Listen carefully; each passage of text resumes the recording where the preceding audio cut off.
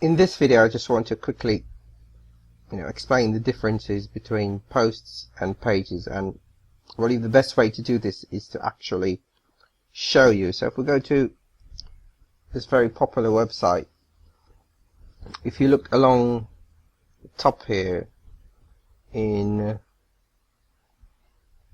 our menu, then pages like your privacy policy, about us, contact, these are pages, and the information on these pages don't change very often, and usually you wouldn't put allow comments on these pages.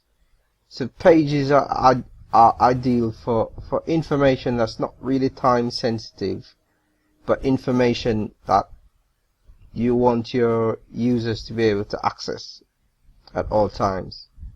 On the other hand, and pages are actually very static, so they're more static. On the other hand, posts tend to be time sensitive. For example, all these links here on the side are for posts, and if you look here, it's like news updates. This one is 5 minutes ago, this one is 14 minutes ago, etc. And so we use posts for information that is more time sensitive, like I said, like news and updates about your site or your business.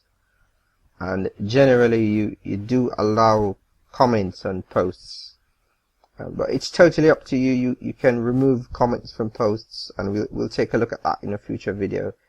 And you can add comments to pages. You do have the option to.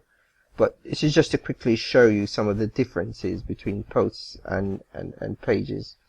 And one more thing about posts is that they tend to appear in your site, as you can see here, in reverse chronological order. So newer posts will show up first. So eventually what will happen is that if you have a lot of posts, then depending on how you set your website up, then older posts will eventually disappear off your front page. Okay, so that's just a quick overview of the difference between posts and pages.